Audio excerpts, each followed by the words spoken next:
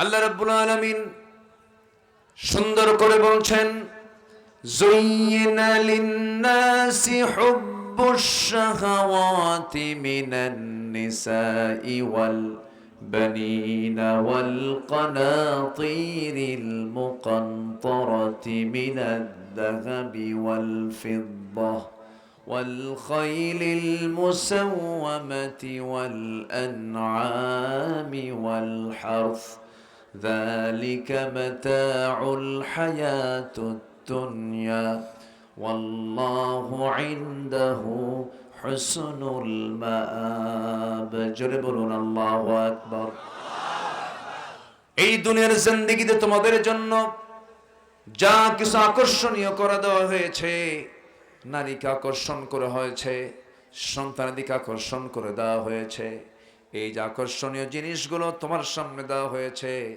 একটা বিষয়ে মাথায় রাখবে, সবচেয়ে শ্রেষ্ঠ প্রত্যাবর্তন স্থল হলো কার কাছে ফিরে যাওয়া। কার কাছে ফিরে যাওয়া? Everybody must be face before the day of resurrection. প্রত্যেকটা মানুষকেই মহান রবের দরবারে হাজিরা দিতেই হবে। পালাবেন কোথায়? পালানোর কোনো সুযোগ নাই। দুনিয়া খেলার জায়গা নয়। কিন্তু আমাদের এক সাবেক নেতা জাতীয় অঙ্গনে নেতৃত্ব দিয়েছেন, বাতিলদের নেতৃত্ব দিয়েছেন। তিনি দুনিয়ার জীবনকে খেলাই মনে করেছেন বলে মাঝে মাঝে বলতেন, খেলা হবে। বেকুফ এগুলো, বুঝলেন? কোন আক্কল নাই তো, ব্যাককল। এই ধরনের বেফাস কথা তাদের লেভেল থেকে কি মানায় বলেন তো? তাদের লেভেল থেকে কি মানায়? এটা জাতির কর্ণধার ছিল তারা।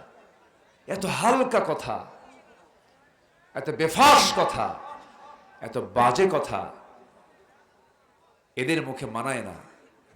শিশুরা বলতে পারে খেলা হবে, আসো খেলবো। সম্মানিত ভাইয়েরা, কই খেলা তো কিছুই হলো না। এখন সে আছে কই? চতুর্থ আসমানে না আন্ডারগ্রাউন্ডে, আল্লাহ জানে। তবে হ্যাঁ, যা করেছে তারা, তার ফলাফল দিয়েছেন কে? আসতে বলবেন না কে? আল্লাহ আছেন, শোনেন, দেখেন, জানেন, বোঝেন। হাইরে কত মুরব্বী কত কি বলছে, আহারে না মরা ছাড়া উপায় নাই বলছে না, না মরা পর্যন্ত পায় নাই। কই মরা তো লাগলো না। কি রোড ম্যাপ দিয়েছে 2041, 2041 বলছিল না? 2041, 2024 নাই। এত মিথ্যা কথা বলতে পারে? আরে বাপরে বাপ। নির্বাচনের আগ দিয়ে বলল, যদি আপনারা আমাকে নির্বাচিত করেন, মদিনার সনদে আমরা দেশ চালাবো। দেখেন, দেখছেন কথার সাইজ দেখছেন? মদিনার সনদে দেশ চালাবে, অথচ দলটা ইসলামী দল না। দলটা কি ইসলামী দল বলেন তো? তাহলে একটা অনিসলামী দলের একজন নেত্রী বলতেছে, আমাকে নির্বাচিত করলে পরে মদিনার সনদে আমরা দেশ চালাবো। হ্যাঁ চালাইছে, চালায়নি তা নয়, চালাইছে মদিনার সনদে নয়, মোদির সনদে। ঠিক কিনা? জনগণ ধরে ফেলেছে, ধরে নাই? হ্যাঁ,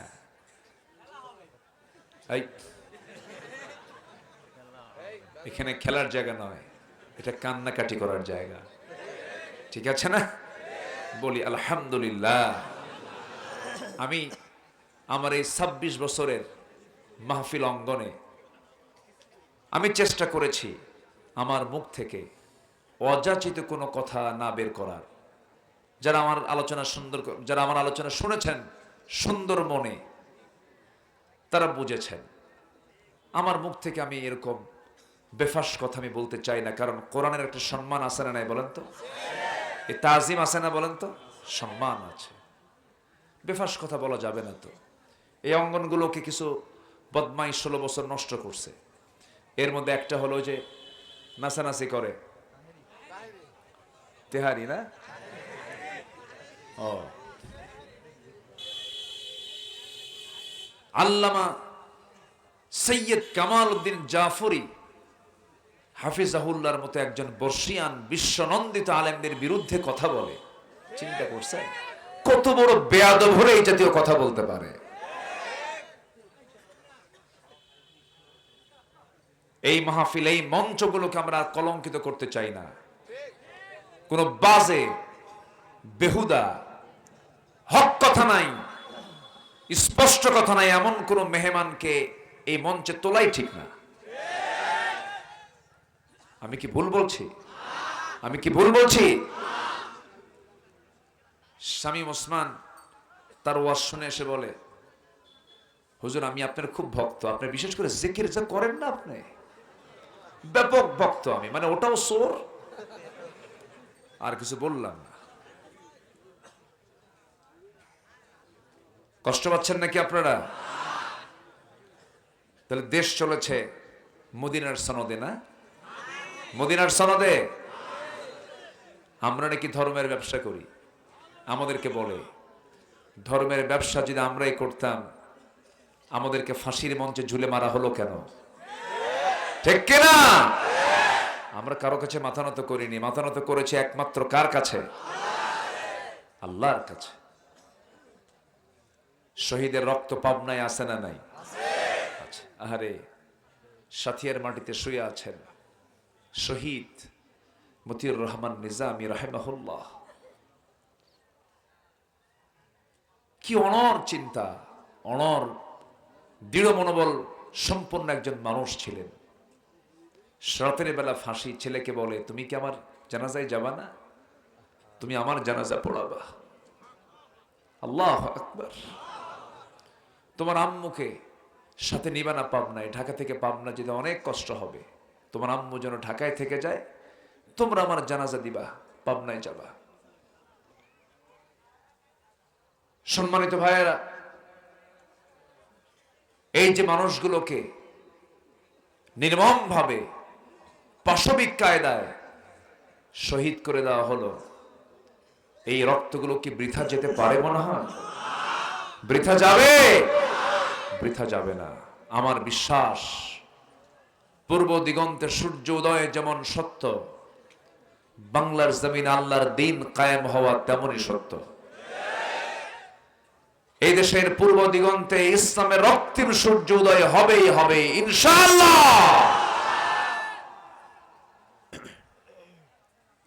আমাদেরকে ধর্মের ব্যবসায়ী বলেন, অথচ মুখের দাড়ি ছিল সাদা, মাথার চুল ছিল, জামাটাও সাদা, পাজামাও সাদা, সাদায় সাদায় ফেরেশতা।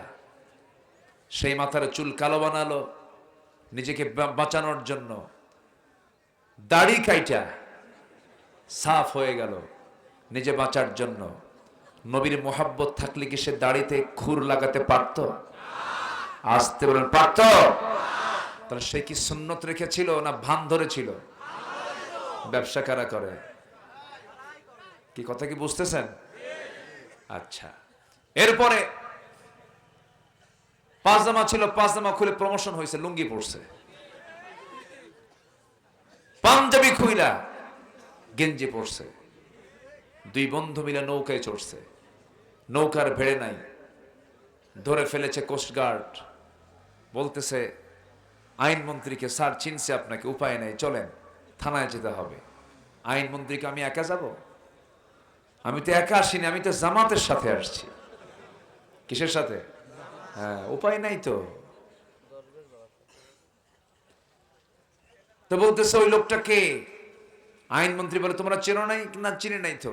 ভালো করে দেখো, কেন মাথার চুল কালো দেখা যায়, মুখে দাড়িও নাই, লুঙ্গি পড়া লোকটা কে? ওটা কি তরকারি বেছে নাকি? ভালো করে দেখো, ওটাই দরবেশ। সম্মানিত ভাইয়ের, একটা জালিম জালিমকে ছাড়ে না, আর একটা ইমানদারকে যখন বলা হয় ওই ইমানদার লোকটা কোথায়, জীবন দেয় বলে দেয় না। এটাই হলো মুমিন এবং জালিমের তফাৎ। আমার বন্ধুগণ, অনেক কথা আছে, আস্তে আস্তে করে বলবো।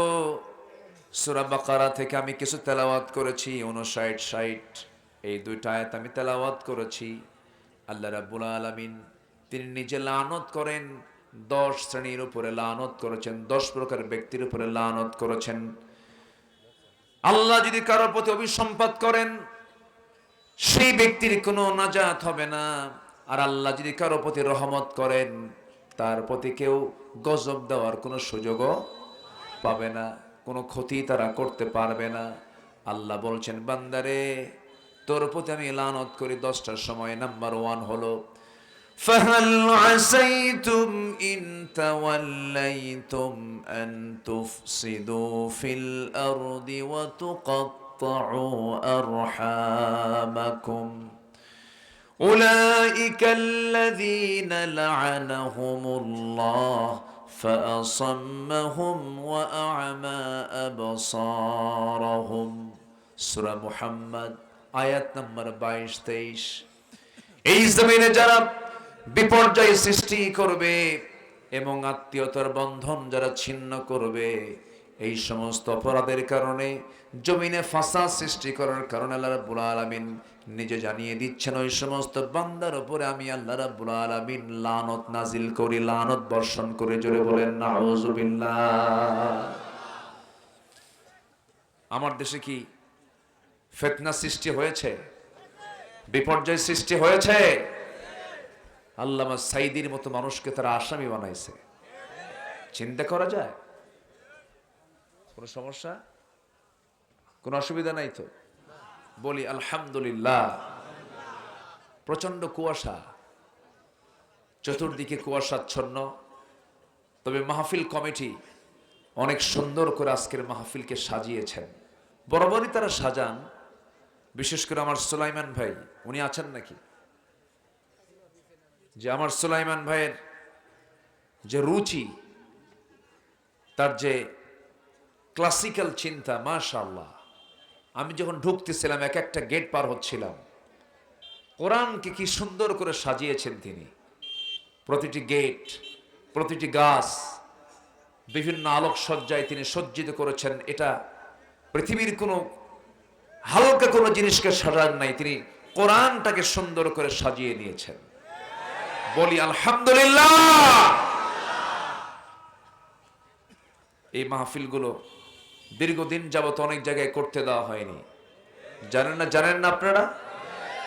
2013 সালে 14 সালে আমি লাস্ট দারুল আমান ট্রাস্ট আমি আসতে পেরেছিলাম। 2014, 11, 12, 13, 14, 4 বছর।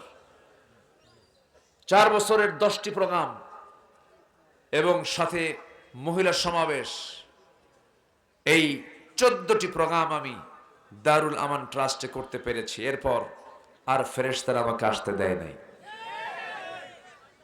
বুঝলেন? আমার এমপি ফোন দিয়া কয়, হুজুর আপনি পাবনায় আসবেন না, পাবনা কিন্তু আমার। দেখছেন কথার সাইজ? দেখছেন? পাবনা ওর, জমিন কার? জমিন কার? ছাত্ররা বলল কোটা প্রথা বাতিল করতে হবে, কোটা মানি না। জবাবে একটা দায়িত্বের পদে থাকা ব্যক্তি বলতেছে, রাজাকারের নাতিপুতিরা চাকরি পাবে? কে জবাব? কে দিয়েছেন জবাব? কে দিয়েছেন? অহংকার করবেন না, জুলুম করবেন না, একদম মুহূর্তের মধ্যে মাটিতে মিশায় পিশায় মারবেন। তিনি কে? আল্লাহ তাআলা। অহংকার করা যাবে না। অহংকার ঢুকেছে যার ভিতরে, ভাবতে হবে তার পতনটা খুব ত্বরান্বিত হচ্ছে, সে যে কোনো মুহূর্তেই শেষ হয়ে যাবে। আমরা অহংকার করব না। জোরে বলি ইনশাআল্লাহ। আর জোরে বলি ইনশাআল্লাহ। অহংকার করার যোগ্যতা একমাত্র কার? কে অহংকার দেখাতে পারেন? আল্লাহ। তার অহংকার করা মানায়। আপনি কিসের অহংকার করবেন? আপনি চেহারার অহংকার কিচ্ছু না, শুধু লুজ মোশন হওয়া দরকার। 4-5 বার গেলেই শীত হয়ে পড়বা। টাকার অহংকার কিচ্ছু না, শুধু বডির ভিতরে দুই একটা টিউমার হওয়া দরকার, মাউন্ট এলিজাবেথ একটু ঘন ঘন যাওয়া দরকার, সব শেষ। ক্ষমতার বড়াই দেখাও, কোনো লাভ নাই। এখন কুত্তাও তোদের দাম দেয় না, ঠিক কিনা? কষ্ট পাচ্ছেন আপনারা, কষ্ট পাচ্ছেন? কি জুলুমগুলো করেছে, কি দোষ ছিল আমাদের বলেন তো? কত মাহফিলে যে হামলা হয়েছে, কত মাহফিলে যে আমাদেরকে ধরে নিয়ে যাওয়া হয়েছে, এর হিসাব নাই। 2018 সালের দিকে মামলা তো শুরু হয়েছে 2000 সাল থেকে। 2018 সালে হঠাৎ করে বাড়ি ঘেরাও দিয়ে আমারে থানায় নিয়ে চলে গেল। ওসি সাহেবের রুমে ঢুকলাম, সালাম কালাম হলো। ওসি কান্দে, ওসি কান্দে কয়, হুজুর আমি আপনার খুব ভক্ত, আপনার ওয়াজ শুনি। ধরলেন কেন? হুজুর চাকরি বাঁচান্ত ফরজ। বললাম ইমান বাঁচান্ত নফল। মামলা খান দিয়ে বলে, হুজুর সমস্যা নাই, জানতো জেলখানায়, নির্বাচনটা হয়ে যাক।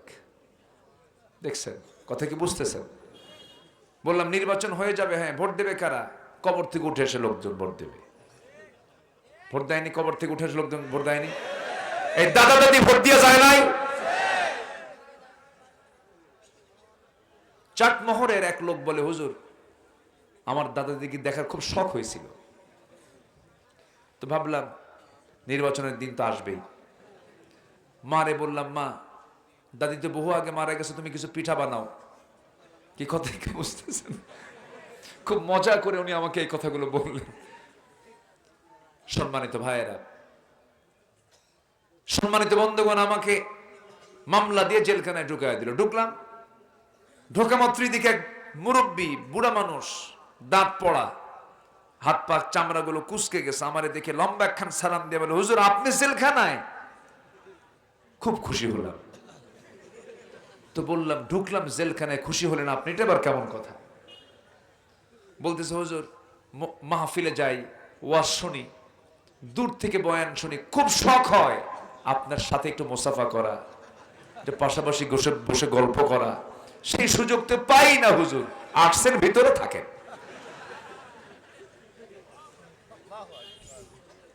এখন চাচাকে বললাম, চাচা আপনার মামলা কি? আপনি এখানে কেন? আপনি কি অকাম করে আসছেন? তাহলে বাবা আমি বোমা মারছি, বোমা বোমা। বলে যে বাবা যে আমার নামে বোমা হামলার মামলা দিছে, আমি নাকি এই 85 বছরের বয়সে নাকি বোমা মারছি মানুষকে। আমাকে বলে, বলো তো বাবা আমার এই ফিটনেস বিহীন, আমার হাতের কোনো ফিটনেস নাই, এই হাতে যদি বোমা মারি সেই বোমা কি মানুষের গায়ে লাগবে না আমার গায়ে লাগবে?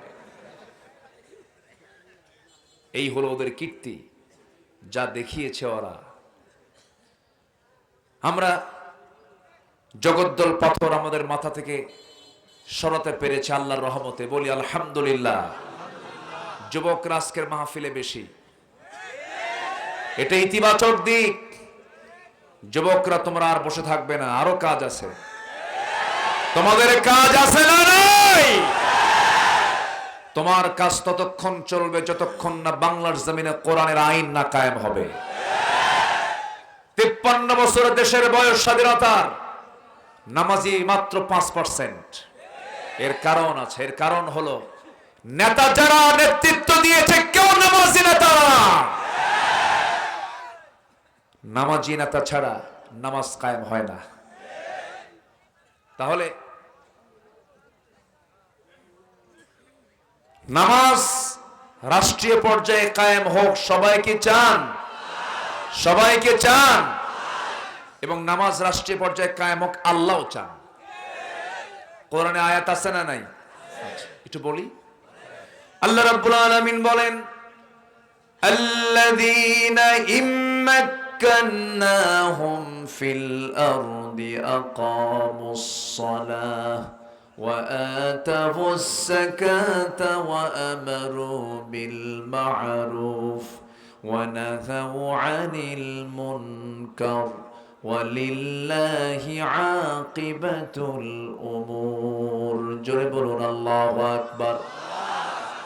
দুনিয়ার জিন্দেগিতে আমি যাদেরকে রাষ্ট্রীয় ক্ষমতা দিয়ে দেব, তারা ক্ষমতা পেলেই 4 দফা সমাজে চালু করে দিবেন, রাষ্ট্রে 4 দফা তারা বাস্তবায়ন করবেন। নাম্বার 1 হলো নামাজ কায়েম করবে তারা। নাম্বার 2 হলো যাকাত তারা আদায় করবে, যাকাত কায়েম করবে তারা। সৎ কাজের আদেশ দেবে, অসৎ কাজের বাধা দেবে। এই 4টা কাজ যদি করা হয়, আমার আল্লাহর এক জায়গায় ওয়াদা করে বলছেন, ওয়াদাল্লাহুল্লাযীনা আমানু মিনকুম ওয়া আমিলুস সালিহাতি লায়াস্তাখলিফান্নাহুম ফিল আরদ। আরেক জায়গায় বলছেন, লাফাতাহনা আলাইহিম বারাকাতিম মিনাস সামাই ওয়াল আরদ। যদি তোমরা আমার হুকুমটাকে মেনে চলো, আমার আকাশের দরজা, জমিনের সমস্ত রহমতের দরজা আমি আল্লাহ তোমার জন্য খুলে খুলে দেব। জোরে বলি সুবহানাল্লাহ। এই জমিন আইন চলতে হবে কার? আসতে বলবেন না কার?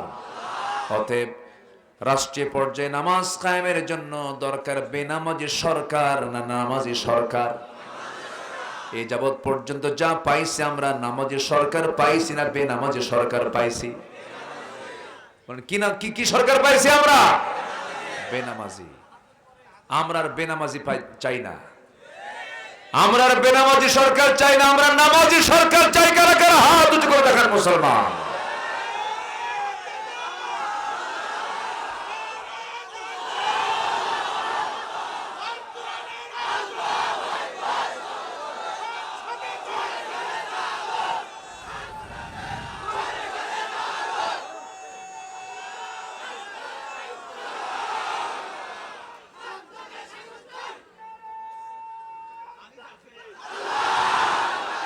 আল্লাহ কবুল করুন, জোরে বলে আমিন। আল্লাহ 10টা শ্রেণীর উপরে লানত করেন। 1 নাম্বার হলো যারা ফাসাদ সৃষ্টি করে। যারা কি সৃষ্টি করে? ফাসাদ। লানত পড়ে নাই? আরেকজন বিচারপতি শামসুদ্দিন মানিক, কালা বলার দরকার নেই, আল্লাহ কালা বানায় দিছে। আরে এর মুখে কোনো হাসি পায়নি কোনোদিন, জানেন? হাসে না, মুখের মধ্যে কোনো হাসি নাই। বেকুফ, বদমাইশ, একদম ফার্স্ট ক্লাস বেয়াদব। আল্লামা সাইদির ফাঁসি দিয়ে বলে যে আমি নিজেকে গর্বিত মনে করে আমি তার ফাঁসির রায় দিয়েছি। জোরে বলেন নাউযুবিল্লাহ। আমার নামেও তালিকা করেছিল 2 বছর আগে। 116 জন আলেমের নামে তালিকা করলো, আমরা নাকি রাষ্ট্রদ্রোহী। এর মধ্যে আমার নামটাও ঢুকাই দিছিল। 2 বছর পার হয়নি, ওদের তালিকা শুরু হয়েছে এখন। কি ঠিক কিনা? হ্যাঁ, ওদের তালিকা শুরু হয়ে গেছে। পালাতে চাইলো সিলেট দিয়া, সিলেটবাসী খুব ভালো আপ্যায়ন করেছে, খুব মেহমানদারি করেছে, কোর্টে ঢুকতে নিয়েছে, বিসি শুদ্ধ আউট করে দিছে।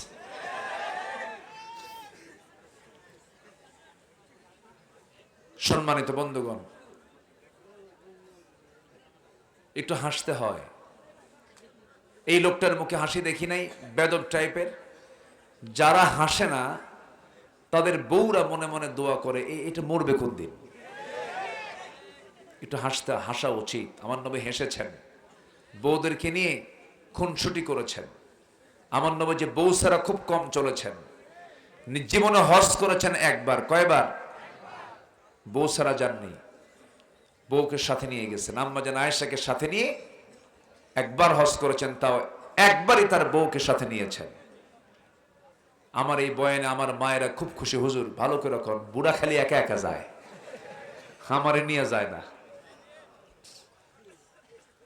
আম্মা জান আয়েশা বলেন, রাসূল যখন ইহরাম বাঁধবেন, ইহরামের কাপড় যখন তিনি বাঁধবেন, ইহরামের নিয়ত করছিলেন, সেই সময় রাসূল তার আগ দিয়ে আমার সঙ্গে সহবাস করলেন, পবিত্র হলেন। এরপর ইহরামের কাপড় তিনি বাঁধলেন।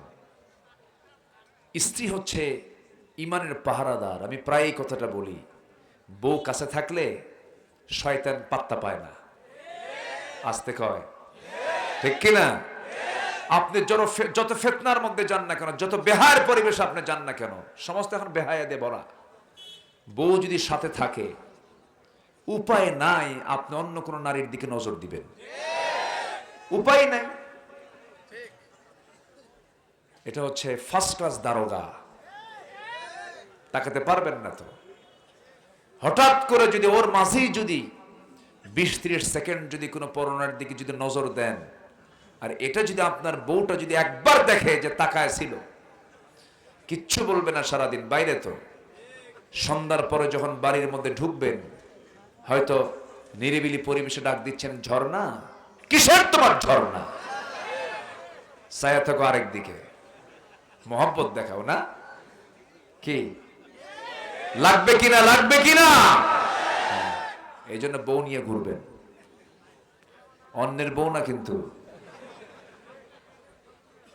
নিজের বউ। যুবকরা বিয়ে করতে ইচ্ছা করে, দেখেন কিছু বুড়া চাচাও করে, এই বুড়ি জানলে কিন্তু খবর আছে। যে যুবকের বিয়ে করার ইচ্ছা হয় না, ওর যে কোনো একটা সমস্যা হবে, পুরুষত্ব নাই, অথবা ও বাইপাস মারে। তাহলে বিয়ের আগ্রহ দরকার আছে না নাই? আচ্ছা, বিয়ে করতে হবে। ফানকিহু মা তাবা লাকুম মিনান নিসা মাসনা ওয়া থুলাসা ওয়া রুবা। বিয়ের কথা কে বলে দিয়েছেন? কে বলে দিয়েছেন? এক সাহাবী বিয়ে করতে চান, বিয়ে হয় না, খালি বিয়ে ভেঙে যায়। এরকম হয় না? হয় না? খালি বিয়ে ভাঙে। তো সাহাবীরও বিয়ে ভাঙছে, কিন্তু বিয়ে ভাঙলে হতাশ হওয়ার কোনো কারণ নাই, বিয়ে হবেই ইনশাআল্লাহ। কোন কিন্তু বিয়ের আগে ইটিট ফিটিট করবা না, বিয়ের আগে বিবাহ পূর্ব কোনো নোংরামি করবা না। যুবকরা, তোমরা দেশকে স্বাধীন করেছো নতুন করে, চরিত্রহীন হওয়া যাবে না। চরিত্র হচ্ছে সবচাইতে বড় শক্তি, সুন্দর চরিত্র সবচাইতে বড় শক্তি। চরিত্র নষ্ট করে এটা কি আবার? ও, এটা খালাম্মাদের কাম। মাদ্রাসার জন্য 4টা ডিম দিয়ে গেছে না, এখনো গ্রামীণ ঐতিহ্যগুলো আছে, এখনো ভালো। আল্লাহ কার দানে কি পুরস্কার দেন বোঝা মুশকিল। যে যে প্রকার দান করছেন এতিমদের জন্য আল্লাহ তুমি কবুল করে নাও, জোরে বলি আমিন। যার বিয়ে হয় না, টেনশন নাই, বিয়ে হয়ে যাবে। চাইতে হবে কার কাছে? আল্লাহর কাছে বলতে হবে। আমার নবীজি মেয়েগুলোকে বিয়ে দিয়েছেন, ছেলেগুলোকে বিয়ে দিয়েছেন, সাহাবায়ে কেরামকে বিয়ের ব্যাপারে খুব তাকিদ দিতেন।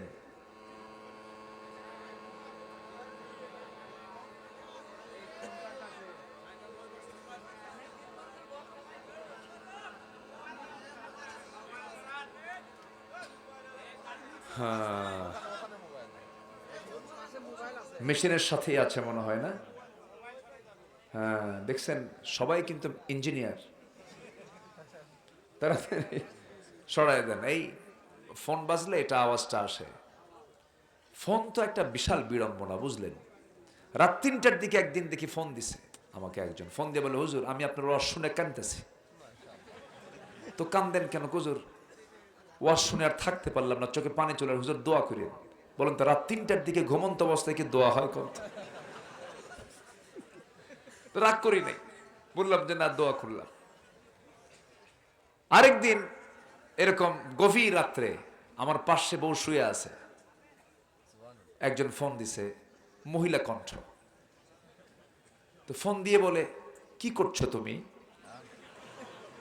আমি তো বড় বিপদে পড়ে গেলাম, বড় মুসিবতে পড়ে গেলাম, যে এটা আবার কি হলো, আমি তো চিনি না তাকে। তো পাশে তো দারোগা শুয়ে আছে, মানে এখন বলাও মুশকিল, কিচ্ছু করতে পারতেছি না। শেষ পর্যন্ত বললাম, আপনি কে? ভাক্কা করো।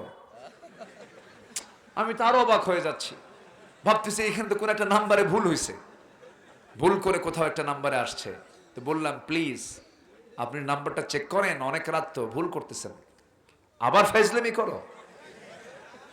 মহা মুশকিলে পড়ে গেলাম। শেষে আমি তাকে বোঝাতে সক্ষম হলাম যে আসলেই সে রং নাম্বারে ফোন দিয়েছে। আবার দেখবেন নামাজের ভিতরে হঠাৎ করে রিং বেজে ওঠে। আমাদের মোবাইলটা হয়ে গেছে যদিও প্রয়োজনীয়, কিন্তু উপকারের চাইতে ক্ষতির দিকই আজকে ব্যবহার হচ্ছে বেশি। এজন্য মোবাইল ব্যবহার করা যাবে কি যাবে না এমন প্রশ্ন আসলে আমি বলি, যে মোবাইলকে চালাতে পারে সে মোবাইল ব্যবহার করবে, আর মোবাইল যাকে চালায় তার ব্যবহার করা জায়েজ নাই। কি কথা ক্লিয়ার? দেখেন না যে ভেজাল লাগলো এতক্ষণ, মসজিদও লাগে, ইমাম সাহেব সূরা পড়তেছে, এইদিকে গান বাজতেছে, কি যে মুশকিল। আল্লাহ তুমি ফিতনা থেকে বাঁচাও, জোরে বলি আমিন। মোবাইল ব্যবহার করেন, কিন্তু এটাকে নিয়ন্ত্রণ রেখে চলতে হবে। জিকির কমে গেছে আজকে, জানেন, জিকির নাই, নামাজের পরে বসে বসে দোয়াগুলো এগুলো নাই। মোবাইল মানুষকে চরম ব্যস্ত বানায় ফেলেছে। আল্লাহ সকল ক্ষতি থেকে আমাদেরকে হেফাজত করুন, জোরে বলি আল্লাহুম্মা আমিন। সম্মানিত ভাইয়েরা, তাহলে আমরা কি আল্লাহর রহমত চাই না লানত চাই? রহমত চাই না লানত চাই? রহমত চাই। তাহলে 10টা লানত থেকে আমরা বাঁচবো, 2টা কেবল বলেছে, আরো 8টা পড়ে আছে। ওইদিকে একটু কথা বলছিলাম যুবকদেরকে নিয়ে। যুবকরা, বিবাহ পূর্ব কোন সম্পর্ক কারোর সঙ্গে গড়া যাবে ওয়ালা মুত্তাখিদি আখদান ওয়ালা মুত্তাখিদাতি আখদান, এগুলো করা যাবে না। গোপন গোপন কোন নোংরামি চলবে না। বিয়ার আগে কি প্রেম হয়? আসতে কয়, বিয়ার আগে কি প্রেম? এটার নাম প্রেম হতে পারে? বিয়ার আগে যা হয় প্রেম হয় না জেনা হয়? জোরে বলো, প্রেম হয় না জেনা হয়? বিয়ার পরে প্রেম হয়। তাহলে প্রেমটা হলো বিয়ের আগের বিষয় না পরের বিষয়? পরের বিষয়। অনেকে বুক উঁচু করে বলে, কি বলে জানেন? হুজুর, আমাদের না এটা লাভ ম্যারেজ। আমি মনে মনে কই কুত্তা ম্যারেজ। ঠিক আছে না? কুকুরের কি কোনো ইজাব কবুল আছে? বলেন, কুকুরের কি ইজাব কবুল আছে নাকি? ইজাব কবুল ছাড়া যে সম্পর্ক হবে সেটাই হয়ে যাবে কুকুরের সম্পর্ক, অবৈধ সম্পর্ক, জেনার সম্পর্ক। যুবকরা নোংরামিতে যাবে না, গাছের গোড়ায় গোড়ায় বসবে না, জোড়ায় জোড়ায় বসবে না, গার্লস স্কুলের সামনে গিয়ে তিমের মতো বসে থাকবে না, লস প্রজেক্ট এগুলো মনোযোগ দিবা না। তোমার যখন খারাপ লাগবে, যৌবনের উন্মাদনা কাজ করতেছে, আল্লাহর কালামটা সুন্দর করে পড়বে, শেষ রাতে তাহাজ্জুদ পড়ে রোজা রেখে রোজার নিয়ত করবে, আল্লাহ তোমার সবকিছুকে সহজ করে দিবেন। একজন সাহাবী নবীর সামনে দাঁড়িয়ে বলছেন, হুজুর আমার কি বিয়ে হবে না? কেন, কি হয়েছে? বহু মেয়ে দেখলাম, বিয়ে হলো না, কোন সব বিয়ে ভেঙে যায়। রাসূল বলছেন, তোমার দায়িত্ব আমি নিলাম, তোমার বিয়ে হবে, যাও। কার সাথে? অমুক বাড়িতে একজন মহিলা আছে, অমুক সাহাবীর মেয়ের সঙ্গে তোমার বিয়ে হয়ে যাবে, যাও, চলে যাও। চলে গেলেন বুক ভরা আশা নিয়া। যাওয়ার আগ দিয়ে বলছেন, হুজুর বলবো কেমনে, আপনি একটা দলিল করে দেন, লিখে দেন, একটা চিঠি লিখে দেন। আমার নবীর মাধ্যমে একটা চিঠি প্রস্তুত করে ওই সাহাবী চলে গেছেন মেয়ের বাবার কাছে, গিয়ে বলছেন, এই যে মেয়ের বাপ, চিঠি পড়ো, ব্যবস্থা করো। মেয়ের বাপ চিঠিখানা পড়লেন, নবীর মাধ্যমে চিঠিখানা এসেছে। নিজেকে ধন্য মনে করলেন, আহারে রাসূল আমার মেয়ে নিয়ে চিন্তা করেন। এবার বলা হলো, আমার তোমার সঙ্গে যে আমার বিয়ে হয়েছে, তোমার 14 গোষ্ঠীর কপাল, আয়নায় চেহারা দেখো, কি আছে কিনা, কিছু মহিলা আছে না নাই? খোটা দিবেন না, বলবেন না, কারণ ওই গোলামটা কার তৈরি করা? কার সৃষ্টি করা? আল্লাহর সৃষ্টি করা, সবই সুন্দর। আমার বন্ধুগণ, ওই সুন্দরী নারী ওই কালো ছেলেকে পছন্দ করে ফেললেন। বিয়ে হয়ে গেছে, বিয়ে হয়ে যাবে, বিয়ের ফয়সালা হয়ে গেছে, বিয়ের কথা চূড়ান্ত হয়ে গেছে। এই চূড়ান্ত নিউজ নিয়ে সাহাবী চলে গেলেন নবীর কাছে, গিয়ে বলছেন, সাদ আল আসওয়াদ আস-সুলাইমি তার নাম। নবীর সামনে দাঁড়িয়ে মুস্কি হাসি মেরে বলছেন, ইয়া রাসূলুল্লাহ, কপাল আজকে আমার খুলে গেছে কেন? মেয়েও রাজি, মেয়ের বাপও রাজি, বিয়ে হয়ে যাক। আমার রাসূল বললেন, ঠিক আছে, বিয়েতে করবার টাকা আছে নাকি? হুজুর, টাকা পাবো কোথায়? আমার কাছে কোনো টাকা নাই। রাসূল বললেন, টাকা ছাড়া তুমি বিয়ে করবা কেমনে? টাকা ছাড়া তো বিয়ে হবে না, মোহরানা লাগবে। হুজুর, সব যখন আপনি করলেন, টাকাটা আপনি দেন, আমি বিয়ে করি। সুবহানাল্লাহ বলবেন না? আমার নবীজি কি ফ্রি ছিলেন! তার সঙ্গে সবাই ফ্রি হয়ে কথা বলতো। আল্লাহু আকবার। এমনকি শিশুরা পর্যন্ত, শিশুরা, বাচ্চারা নবীর ঘাড়ে বসতো, পিঠে বসতো। আমার নবীজির কাছে হোসাইন প্রায় এসে বলতেন, না না, সব সময় তুমি আস্তা বলে যাও, ঘোড়ায় চড়ো, আমি কোন দিন ঘোড়ায় চড়বো? ছোট মানুষ তো, অনুকরণ প্রিয় তো, আমি ঘোড়ায় চড়বো না। আমি বলে, না না, তুমি চড়বা কেমন? তুমি তো ছোট, তোমার পা তো ঘোড়ার পিঠ পর্যন্ত যাবে না, তুমি কেমনে যাবা? না না, তাহলে যদি নাই হয় ঘোড়ায় চড়া, তুমি ঘোড়া হও। সুবহানাল্লাহ বলবেন না? আমার রাসূলকে ঘোড়া বানায় দিলেন। আমার নবীজি শুধু হামাগুড়ি দিয়ে, হাঁটুটা দিয়ে সামনে হাতটা আগায় দিলেন, ঘোড়ার মতো তিনি থাকলেন। লাফ মেরে নবীর পিঠের উপরে চড়ে গেছেন হোসাইন। পিছনে থাপড়ায় বাড়ি মারে আর কয়, ঘোড়া যা। আমার নবীজি গোটা ঘর ঘুরে বেড়াতেন। জোরে করেন সুবহানাল্লাহ। বিশ্বনবী শিশুর হক আদায় করেছে। আল্লাহু আকবার। হোসাইন একদিন নবীজির কোলে বসা, গল্প করতেছেন। গল্পের মাঝেই গভীরতায় চলে গেলেন রাসূল। আজানের সময় হয়ে গেল, নামাজে দাঁড়ালেন। বললেন, না না, তুমি এখানে বসো, আমি একটু সেজদায় যাই, নামাজটা পড়ি।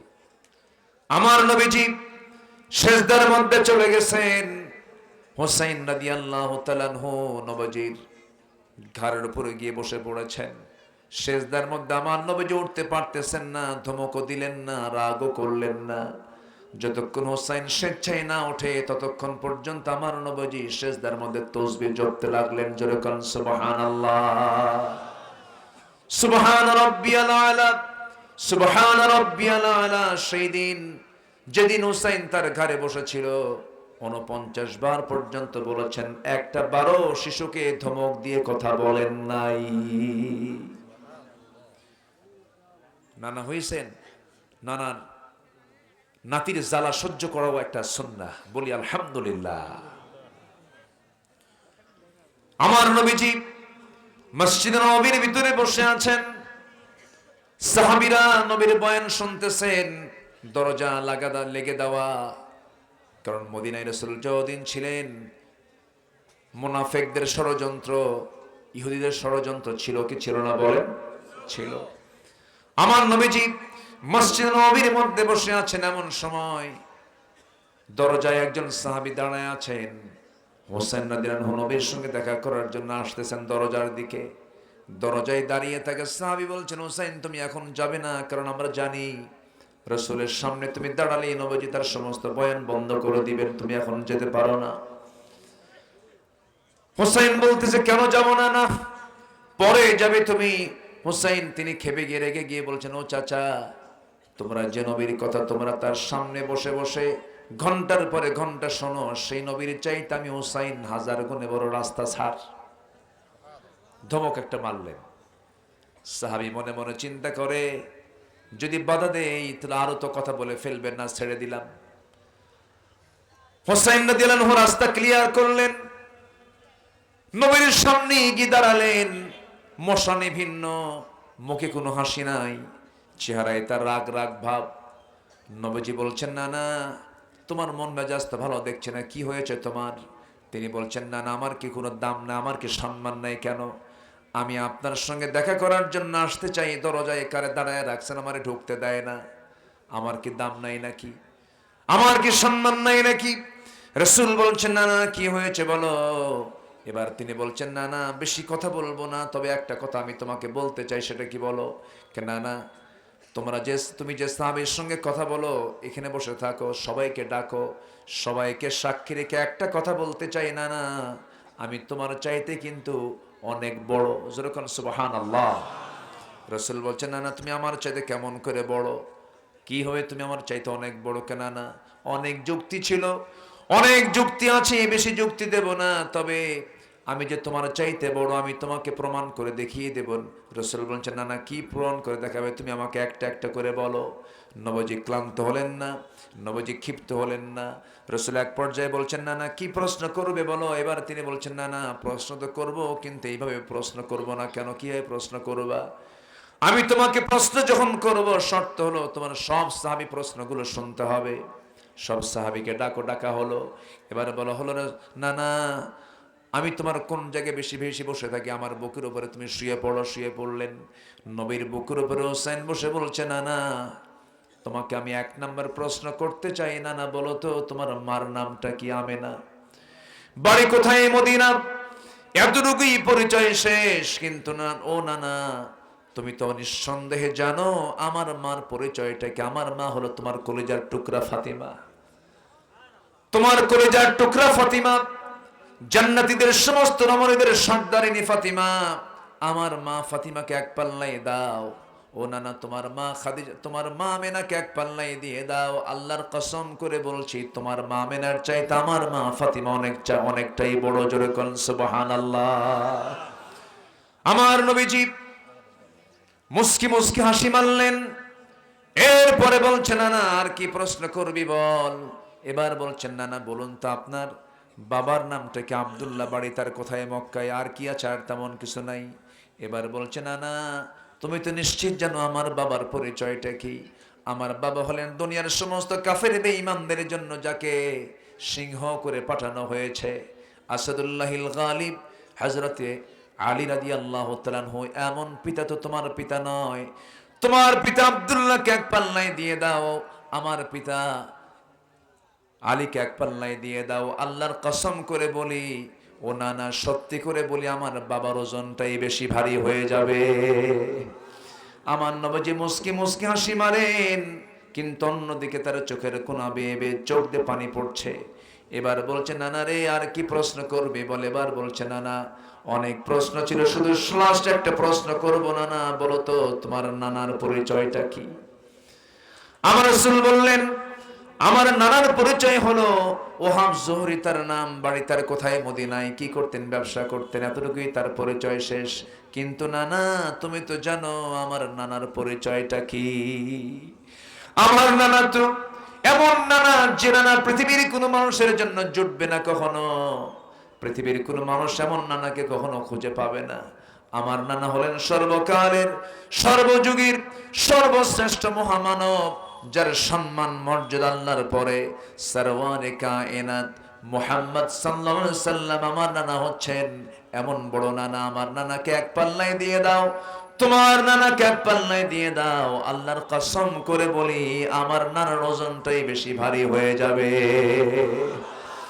আমার নবীজি হোসেনকে কোলের মধ্যে নিলেন, মাথা থেকে পা পর্যন্ত প্রত্যেকটা জায়গায় চুমু দিয়ে ভরায় দিয়ে বলছে, নানা রে, আজকে তোর নানা হওয়ার পরেও আমি তোর, তুই আমার নাতি, তোর কাছে আমি যুক্তির খাতিরে হেরে গেলাম। জোরে বলুন সুবহানাল্লাহ। সেই নবী আমার নবী, সেই রাসূলকে নিয়েও বাজে কথা বলেছে 16 বছর অনেক কুলাঙ্গারেরা। এর মধ্যে সবচেয়ে বড় নরধম একটা আছে নিঝুম মজুমদার। ওর নাম এখন হারপিক না, বদমাইশ। সম্মানিত ভাইয়েরা, ওরা 16 বছর আমাদেরকে তালিকা করেছে, এখন আমাদের তালিকা করার সময় হয়েছে। জাহাঙ্গীরনগরের সেই ধর্ষক ছাত্র জীবনে সে 100টা নারীর জীবন ধ্বংস করে মিষ্টি বিতরণ করেছিল ক্যাম্পাসে সাংবাদিকদেরকে ডাক দিয়া। এরকম বদমাইশগুলোকে, নাস্তিকের বাচ্চাগুলোকে, সবগুলোকে ধরে ঝুলে মেরে এদের রক্ত, মাংস, হাড়, হাড্ডি কুত্তা বিলাই দিয়ে খাওয়ানো দরকার। রাজি আছেন কারা কারা? হাত উঁচু করে দেখা।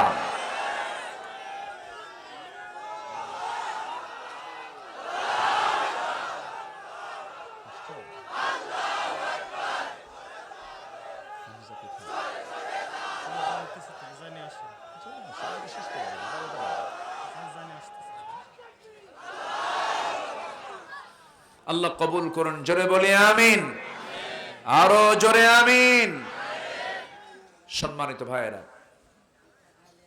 আল্লাহ পাক লানত দিয়েছেন কয় শ্রেণীর উপরে? হাতের আঙ্গুল কয়টা? কয়টা? নখ কয়টা? লানত দিয়েছেন কয় শ্রেণীর উপরে? 10 শ্রেণীর উপরে। আজকের আলোচনায়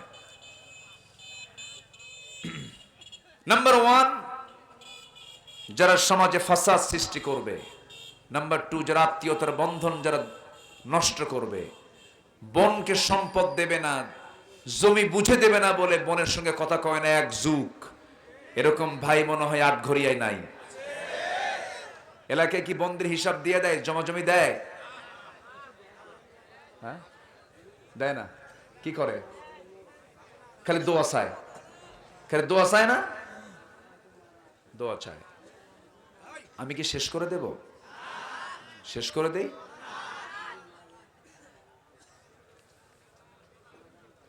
একটু জিকির করি লা ইলাহা, আরো জোরে লা ইলাহা,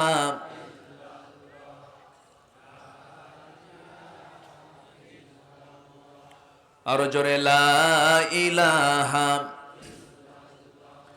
সুবহানাল্লাহ ওয়ালহামদুলিল্লাহ, লা ইলাহা ইল্লাল্লাহু মুহাম্মাদুর রাসূলুল্লাহ সাল্লাল্লাহু আলাইহি ওয়াসাল্লাম। সম্মানিত ভাইয়েরা, মাহফিল কমিটি আমাকে অনেক আগেই বলেছিলেন যে একটু আপনার মুখ দিয়ে যদি আপনি বলেন, আজকের মাহফিলের যারা শ্রোতা তারা কষ্ট পাবে না, বিরক্ত হবে না। মাদ্রাসা তো, যদি নামাজি সরকার যদি ক্ষমতায় থাকতো তাহলে হয়তো এই মাহফিলগুলোতে টাকা চাওয়াই লাগতো না। মসজিদ মাদ্রাসা সরকার কর্তৃক পরিচালিত হতো, কিন্তু আমার আপনার লাউ আর কুদু বেচার টাকা দিয়ে তো মাদ্রাসাগুলো চলে। এই যে একজন মা দিয়ে গেছে, তা আমি এই হাজার হাজার মানুষের মাঝে একটু সবার কাছে আমি করজোরে মিনতি জানাই, মেহেরবানি করে যারা এসেছেন কিছু কি দেওয়া যায় আল্লাহর পথে মাদ্রাসার জন্য? তো আমি যদি এক্ষণে যদি একটু চাদর দিয়ে দেই, একটু ব্যাগ দিয়ে দেই, সবাইকে দেব না ইনশাল্লাহ কম বেশি? কই ভলেন্টিয়াররা কোথায়? হ্যাঁ, ভলেন্টিয়াররা কোথায়? একটু মেহেরবানি করে একটু ব্যাগ নিয়ে চাদর নিয়ে একটু নেমে পড়ুন। আমরা যে যা পারি দিল থেকে দেওয়ার চেষ্টা করব, জোরে বলি ইনশাআল্লাহ। জিকির করি লা ইলাহা